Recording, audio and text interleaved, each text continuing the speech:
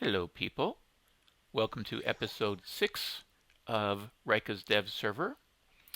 And so far the comment that I have had about the quarried stone versus the quarried block is that the quarried block when laid out will have a tiling look that looks very nice.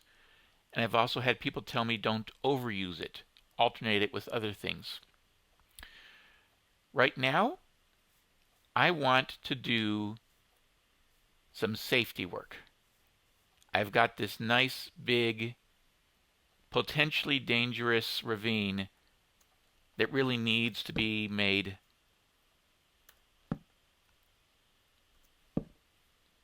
forgive my trademark phrase, safer. I have been compared to an OSHA person, and this pack does not have the mods I'm used to using for safer movement.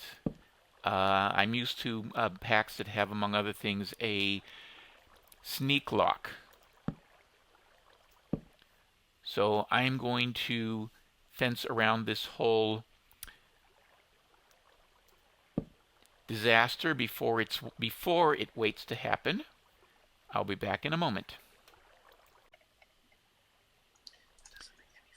If you don't already know this about me, there's two things to be aware of. One is that I take safety very seriously. The second is I'm not used to morph, and that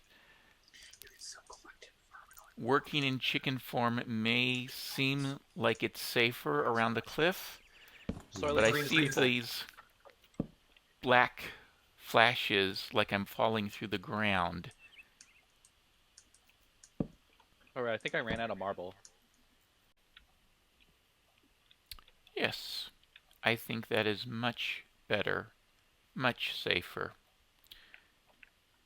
There are still plenty of spaces where a chicken could fall down if I wanted to. But there's no place where a normal human can fall down.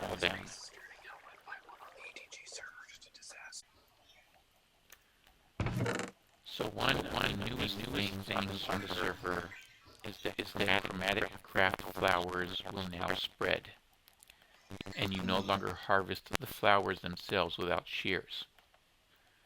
I am willing to take generous donations of Geostrata marble. I'm going to try playing around with the flowers in my large open area and see if I can figure out what the spread rules are.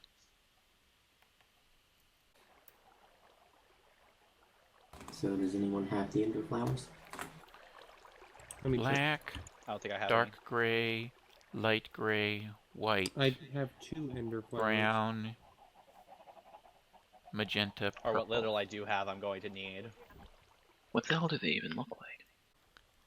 Do I want to know what a void reed is? It's a decorative flower from ChromatiCraft. Oh, it's decorative? I thought it was required in recipes. It might be. Okay, if it's just decorative, no problem.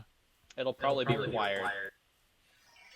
Next question, is there any specific conditions for any of the other ChromatiCraft flowers to spawn more of themselves? Okay, so I have 2 rows of the ChromatiCraft flowers. We'll see how they spread. Just to give you an idea of how ridiculous dyed trees can be,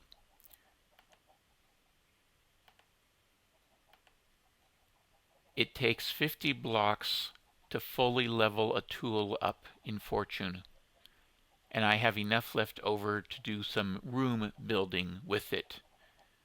These berries can turn into another stack of the blocks. So yeah, it's time to make some enchanted tools. My stone hammer, oops, currently pure stone, nothing special. Haven't put anything on it at the moment. This is just my first test tool. As you can see, I'm testing whether a flint or stone head on an excavator makes a difference. And I've got my flint hammer head ready here. So I'm generally just getting ready to try out the various tinker's tools. And this gets back to the whole thing that I discovered last time. See the last episode. Every piece of stone in a tool gives the stone-bound speed up bonus. And if you're working on the idea of just keep it near dead and just repair it as you go, what matters is its speed as it's almost fully used up. So I'm going to actually compare stone versus flint head on these tools with plenty of lapis to make sure that everything I build is Fortune 3. What? Am I the only one that finds trying to shift-click into a tool forge to be really painful because the parts never go in the order you expect them to go? You have to. It's something that you learn with time. Like you start to learn the pattern mechanically. That's how I did it. Typically, it's well, for the first 3, it's head, handle, Head, shoulders, binding. knees, and toes. Yep.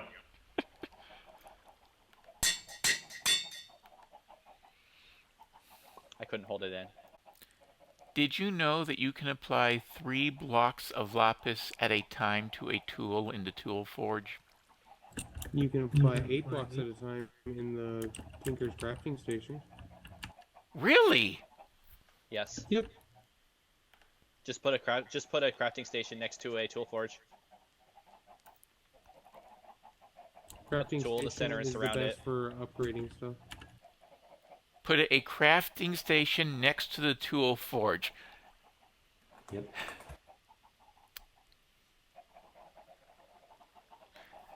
Are these little adjacency things documented anywhere? Should. The crafting station and the part builder will pull from any nearby inventories that they're touching.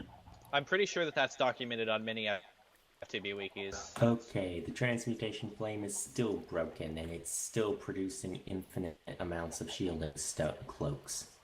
Is that necessarily a bad thing? Yes, because it's cheating, and Reika would ban me if I exploited it, so I'm gonna throw this away. On my lucrative expedition to make my base the most extravagant and expensive, I'm going to use blaze rod lamps. The ones from Botania? Yes, the ones that take 9 blaze rods apiece. Cool. The transmutation flame duplicates anything you put in it for free. That seems broken. Yeah. Well, break it up. He did it again. And he timed it out.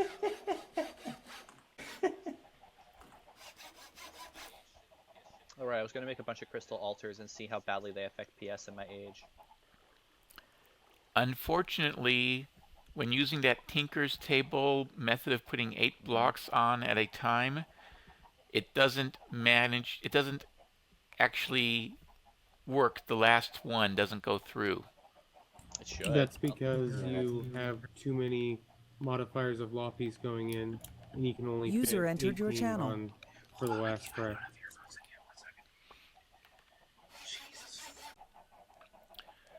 So I want people to understand just what kind of a multi-tool the Mattock is. Surprisingly, I discovered that this copper axe head that I found in a village chest, if used, will change the repair material to copper.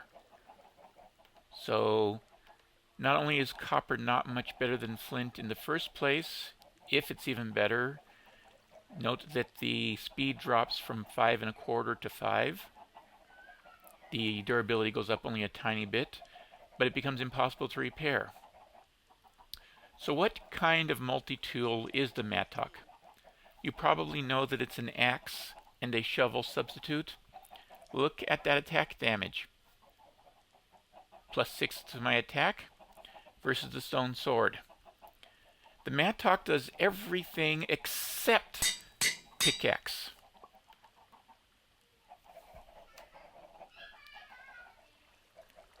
This is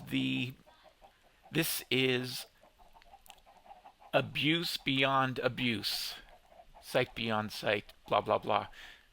And now it's time to give my second excavator, second hammer, and general all-around everything except pickaxe all the fortune they can ever use. So a hammer gets fortune and looting. Fortune because it will break up things in the ground and give you ore drops, so of course it's got fortune. Looting because it's supposed to be a good weapon against the undead. The excavator only gives fortune because after all you're never going to use it as a weapon. And the flint Mattock, even though it's better than a stone sword, as good as an iron sword, it still only gives fortune and not looting. Bummer. So now a look at my 4 lumber axes so far. Let's look at the durabilities. 1125, 849, 843, 552. Now let's look at the speeds as I increase the durability the other way. 349 is my fastest. 238.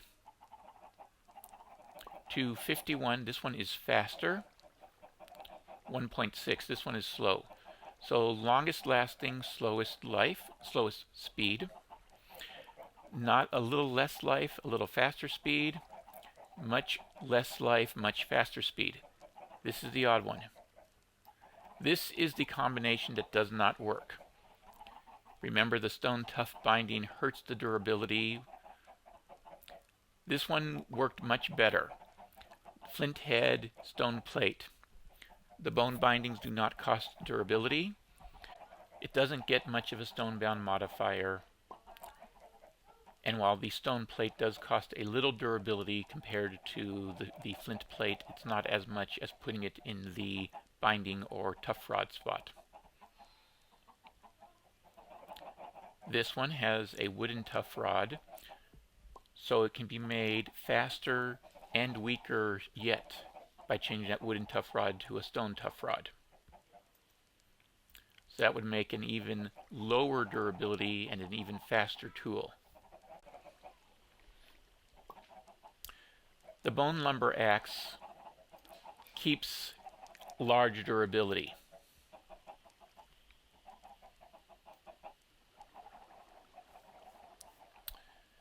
And what could I possibly want a large durability in a lumber axe for?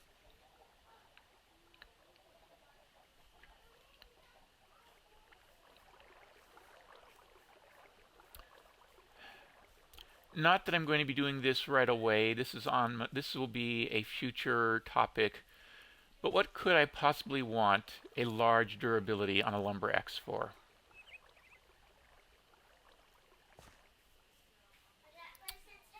The next thing I want to do is look at the tech in this pack. The tech progression is I'm going to show you the tech progression. I'm going to show you why I'm calling this overkill casting dilemma. This is the Tinkerer's Construct Smeltery controller. Notice that it needs Invar. This is the RotaryCraft blast furnace for making steel for RotaryCraft. Notice that it needs Invar. Also notice that it needs steel.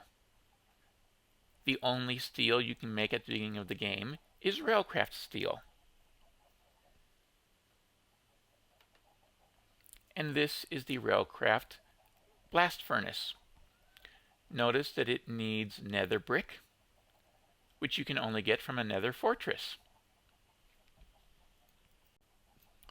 The only way to get Invar is in the induction smelter from iron and nickel.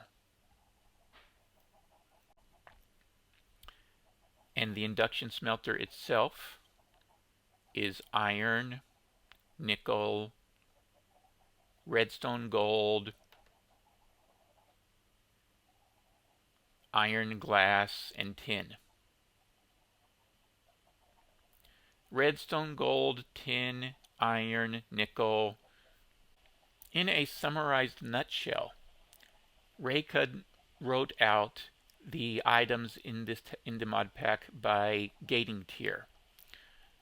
So, for example, Invar is a tier 0 gating material. It requires the induction smelter, iron, nickel, redstone, tin, gold, and an engine, plus iron plus nickel.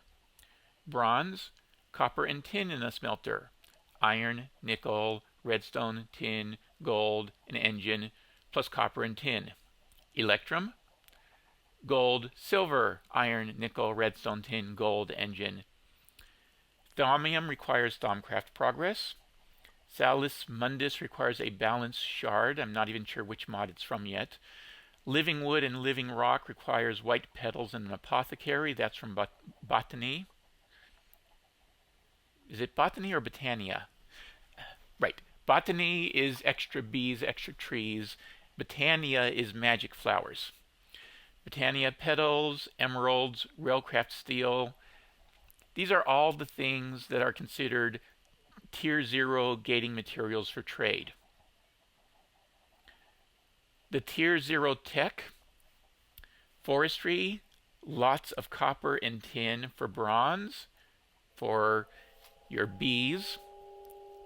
The bee houses don't produce anything new. The apiaries take copper and tin for the casings, casings plus tin, seeds plus squeezer, or casing plus bronze, then wood for the seed oil, more wood for the apiary, casing and copper for the centrifuge. So anything along the bee line, lots of tin, copper, seeds, iron, redstone, diamond for the analyzer. That's the forestry bee tech. What about the tree farms? Tin electron tubes, bronze casing, gold and glass for the thermionic fabricator, plus the tin and redstone for the tubes, which you need many of for the farm blocks. Copper and tin electrons for the farm blocks, tin gears for the gearbox. Basically, tin, copper, redstone, gold, glass, plus engines for anything. And I almost forgot, the bronze casing has to be smelted in the induction smelter. So that's on top of everything else. Soul sand, nether brick, and magma cream. The blaze powder can be gotten from plants now, but everything else requires going into the nether. So this is just an indication of how much is needed to do tech work in this pack. Now, it's not impossible. Lots of people have done this already. But as soon as I get the magic stuff, I'm able to trade for the tech stuff. And I'm just going to do that and bypass the tech work. The point is, if you thought that overkill casting dilemma referred to the question of what metals am I going to cast, no. We have a ChromatiCraft lexicon, which requires me to find info fragments in loot chests, a Phenomenomicon, and the Lexica Botania. Now for Thaumcraft, the getting started is making a wand, making a scanner, and running around scanning things. For ChromatiCraft, the starting is running around, looking at things, and then finding loot chests that tell me what to do next. For Botania, the getting started is there is a tutorial in here.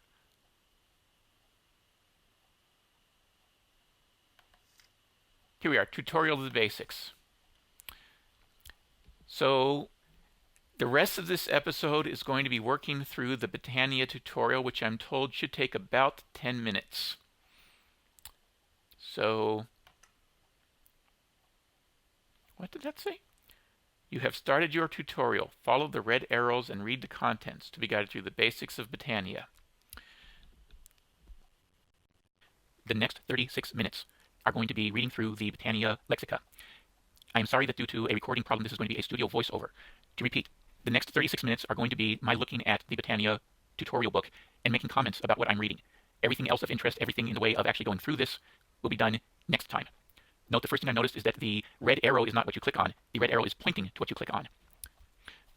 Now the first thing I'm noticing here is that I can right-click on blocks in-game to get information shown in the Botania lexica. So yeah, here it's just that the italic stuff is the basic stuff. Note that the oak saplings has a recipe. So how can we make an oak sapling? The answer is you use mana to convert them, and they only cycles between the vanilla saplings. That was my first big disappointed. I was really hoping that maybe I could get forestry sapling or one of the other modded saplings. The alchemy catalyst. What is its recipe? Living rock, brewing stand, mana pearl. So it takes blaze rods. This is not an early game recipe at all. Yeah, as I said, this is a studio voiceovers, which gets the whole thing of, I was saying a lot more the first time around. Mana pearl is an ender pearl in mana. That's pretty straightforward, but ender pearls are not something they have at the moment. So this is going to have to wait. The catalyst is just not right away. So wood and stone next to the flower in the middle, and it's a pure daisy. And green and blue is a very hard to read combination. It's very hard to make out what that is saying. They're almost identical lumen, almost identical L value, and not very much contrast. Okay, so that's the living rock, the gold, brewing stands. This is something that's going to have to wait. Okay. No, I don't care about the fourth wall. I still find that a little humorous. All right, so mystical flora. So flowers emit light, and I've found a few of them. 16 colors. So we have 16 colors of chromatic plants for ChromatiCraft and 16 colors of plants for Botania. All right. Okay, so we can make petals. We can bury it. All right. And the petals can be turned into powder. All right. All right, so flowers turn into petals. 16 colors. And wood, bowl, and stick make pestle and mortar, straightforward. And that is used to make powder. All right. So plants make petals, petals make powder. And we can change the in-world color of wool and carpet. That's very useful. That's very useful. Let's see, fertilizer. Powder plus bone meal will make more flowers. So that's very good. So a flower will make a bunch of petals, petals will make powder, powder plus bone meal will make fertilizer, fertilizer will make more flowers. So I've got a few flowers already, and I can just use my huge amount of bone meal to make more. Fertilizer is bone meal and any 4 powder. One plant makes 2 petals, which makes 2 powder. And I can use regular, unenchanted plants as well. So that's very good. I've got plenty of that. I can make plenty of magical flowers this way. Tall plants can be picked with shears. And I can... So if I take a flower, make 2 petals, bury a petal, and make a bone meal, that will get me a tall flower, which I can then harvest with shears for 4 petals. All right. Okay. Useful. Prepare for trouble. Tall plants, 4 petals.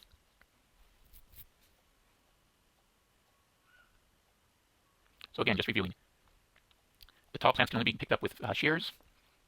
There's a storage block for the petals. That's going to be very useful. It looks like you're going to have a whole lot of them by the time you're getting things going. So 13 paper and a bunch of items. I bet that turns out to be 13 pages in this tutorial. 1, 2, 3, 4, 5, 6, 7, 8, 9, 10, 11, 12, 13. 13 pages in the tutorial. And it covers petals, bowl, pestle and mortar, powder, fertilizer, and so on. So that's a very nice summary of what's in the tutorial section. Petal Apothecary. Infusing plants with mystical energy.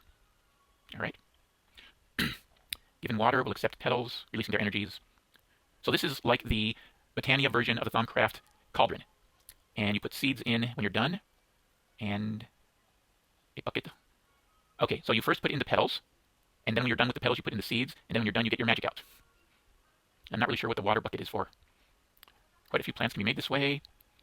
Shift right-clicking will remove the item, so you can actually take stuff out of this cauldron, unlike the Thaumcraft cauldron. Lava. Vines will give the block an overgrown look. Okay. Comparators can detect if there's water. It can be filled with water. Dispensers can put water in. So it's designed to be automated in vanilla. Okay. Biggest efficiency. Right-click. So after crafting one flower, right-clicking with an empty hand will let you craft another identical flower. So this is for making larger numbers of the same flower by making sure you're working with an empty hand. Got it. Okay, and this is cobblestone. Yes, cobblestone, cobblestone, and a flower. That's very simple. Very simple.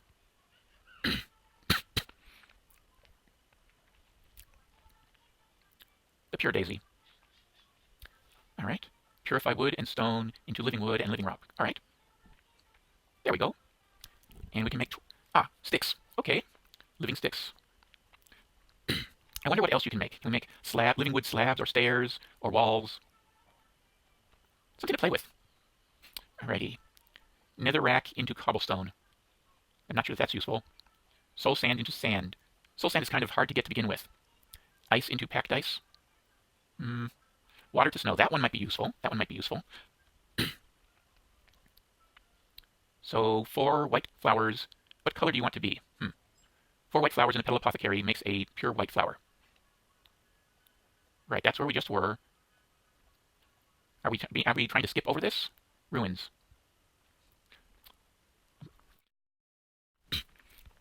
All right, might have to read an...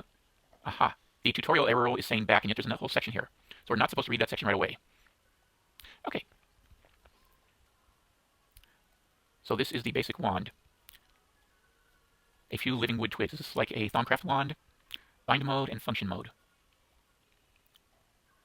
So bind mode is click on one block, click on the next block. Shift click on one block, shift click on the next block. And in function mode, it just doesn't. And shift click on air. Shift right clicking rotates. So okay, so it's like a wrench rotating objects. Okay. And it's 3 sticks and 2 plants, 2 petals. And the petals will affect the color. Nice.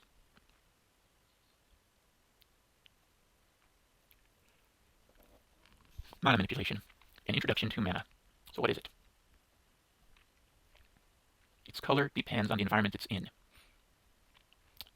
Generating flowers, mana spreaders, mana pools, functional flowers.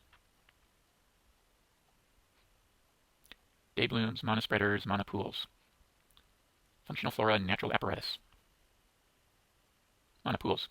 Okay. All right. Diluted, normal. All right, so I'm going to guess that the diluted mana pools are made early game, and the normal ones, which will store 100 times as much, are made later. Mana pool is living rock. Living rock was simply stone around a white daisy, which I make with white plants, white petals. Oh, diluted one is just slabs. Okay. And these are just regular fulls, and these are slabs. So why would you make a diluted one? A small buffer. Oh. Okay, so if I deliberately want a small buffer to see what's happening with something. Okay. Okay. All right.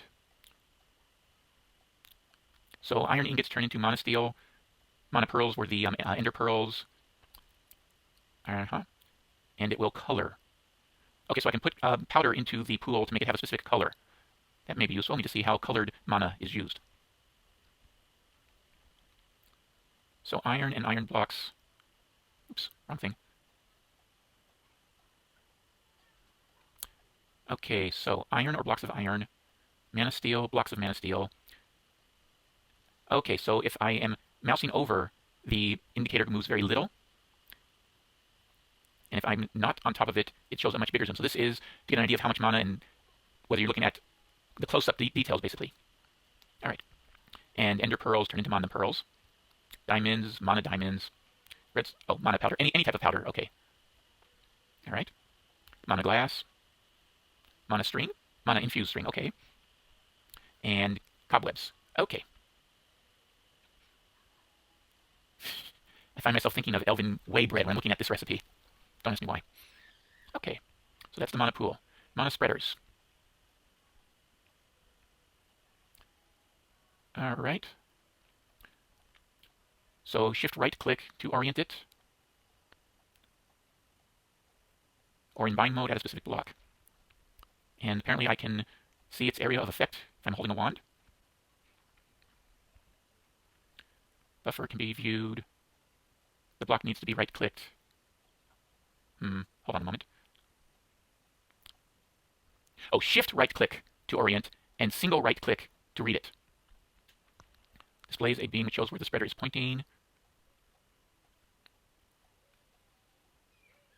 Okay, so if I'm holding the wand and looking at the block, I will see its buffer, and I can right-click a block for accurate buffer reading, and I can see where it's aiming at and what its target is, and there's a sparkle where there's mana loss. And at the target, all right, so there's a mana burst. One burst at a time, mana loss after time, and always a small loss at its target.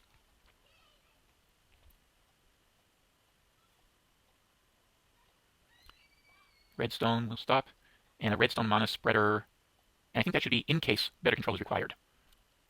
All right, the mana spreader is living wood, a petal, and gold. That's not too bad. Living wood is an early game. Gold is not too hard. Right-clicking with wool. Oh, see, sleeve it. Okay, so sound muffler. There's a lot of spreaders. Pew, pew, pew. Okay.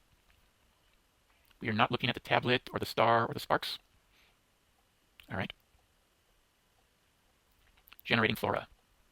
An introduction to generation.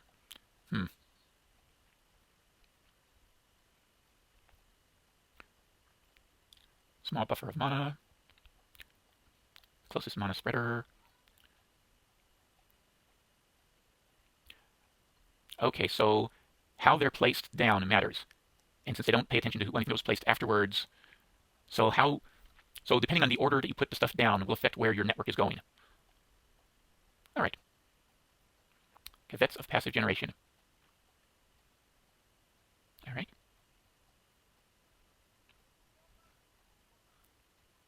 Daybloom, Nightshade.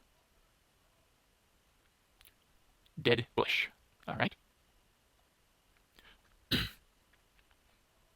Daybloom. Sunlight into mana. Okay, starting that off. Endo Flames, all right. Okay, light blue, orange, and yellow. And I'm suspecting that you need these exact colors just because it matches the colors of the plant. All right. Okay. Cobblestone. Right. The Petal Apothecary. All right. Non-decaying flowers. Daybloom, Nightshade. They produce mana faster. Oh. So if I've managed to find them, I've harvested them and killed them without realizing it. So that's not going to be very useful. Begonia.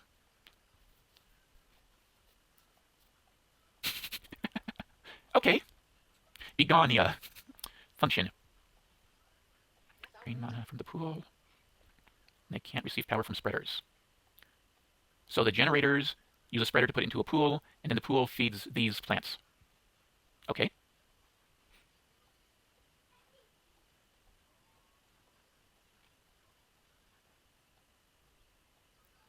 The mana spreaders, just a quick review, from the generating flowers to the pools, and then the flowers from the pools to the flowers. So generating flowers to spreader, spreader to pool, pool to functional flowers. So you've got your generators, your pipes, and your functioning blocks. Okay. And redstone root. Redstone and tall grass. And the catalyst is not an early game thing. Okay. straightforward.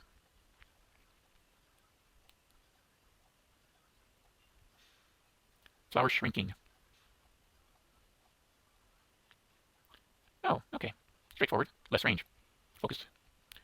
Runic altar. This is what we skipped over the first time. Now we understand manipulation.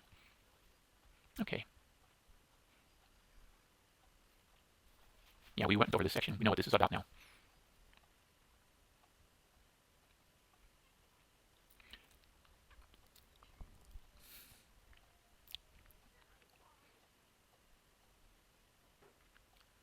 Okay, so this is, we start with an altar, we then toss things into it just like a cauldron, and then point mana at it, and then living rock to collect the rune. All right.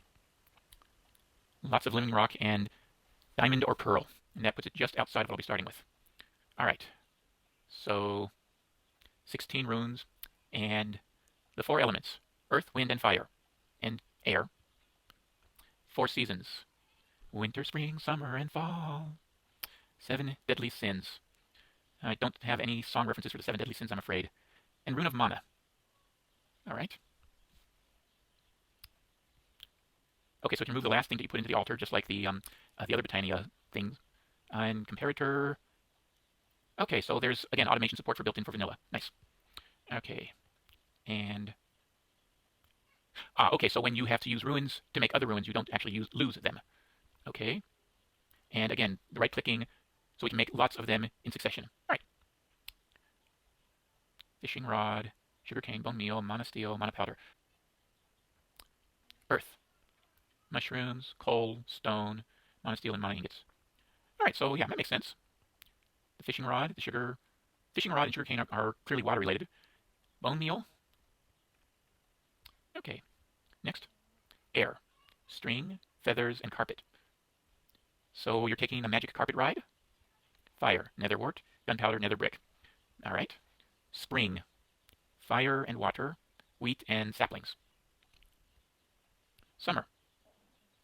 Sand, air and earth. Okay. Melon, slime ball. Well, the sand because you're at the beach. The melon because the melons grow in the summertime. Air and earth. Autumn is leaves, of course. Spider, fire and air. And winter is... snow because it's winter. Wool because you want to keep warm. And cake because of all of these celebrations. Earth and water. Mana. Yeah, that's pretty straightforward mana. Alright. Next. Lust. Okay, diamonds are clearly lusty. Air and summer. Alright, so they're now building on top of the previous ones. Gluttony is also diamonds, but now it's fire and winter. Greed is water and spring. Sloth is autumn and air. Forgive me if I'm thinking of Full Metal Alchemist and Brotherhood as I'm reading these runes over here. And pride. Okay, and it tells me you should now have a basic idea of how Botania works. Make sure to read through the other pages at your leisure to learn more ways of using the mod. Alright. Your guide to all Botania needs. Okay.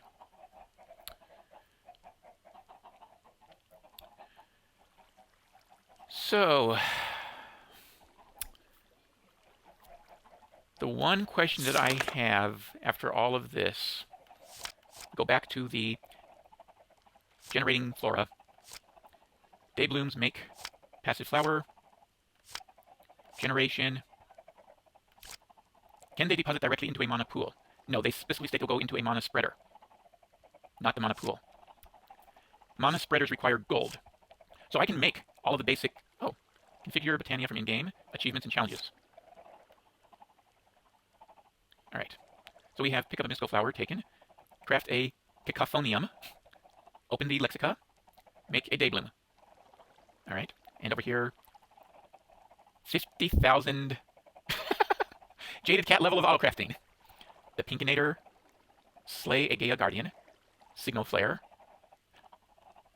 rank 55 Terra Shatterer, power 20 Laputa, castle in the sky.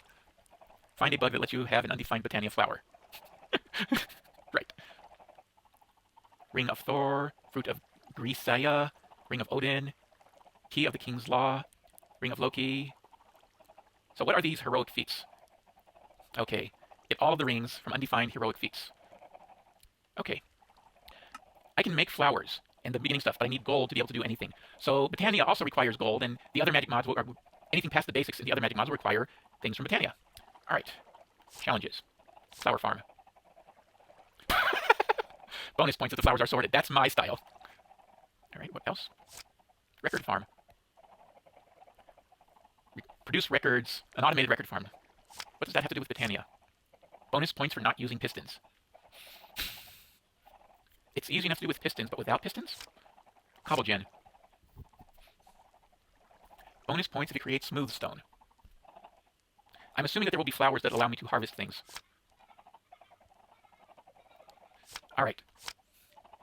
Mana enters one pool, comes out of another, with a good amount of pool as buffer.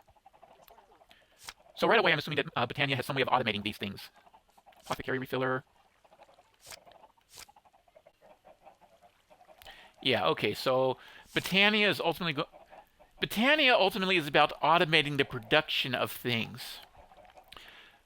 So if Botania is ultimately about automating the production of things, and it's designed to work with redstone and everything else, it looks like a magic mod, but it actually seems more like a reskinned tech mod. It's a tech mod with a magic skin on top of it. Okay. All right. So that will be the end of episode 6. I am really sorry that it went this long. I had no idea that it would take me so long to go through the Botania book. As I said, I can't really do anything with it until I get some gold, and I'll be coming back up here to do stuff with it. The chromatic lexicon, I need to grab pages and read things as I go. And the Phenomenomicon, I need to make a scanner and take it with me. So that will be next episode, episode 6. Thank you for watching. Thank you for staying through to the end if you did. And since you stayed this long, please hit the like button because I know you actually do like it. Thank you very much. Bye-bye.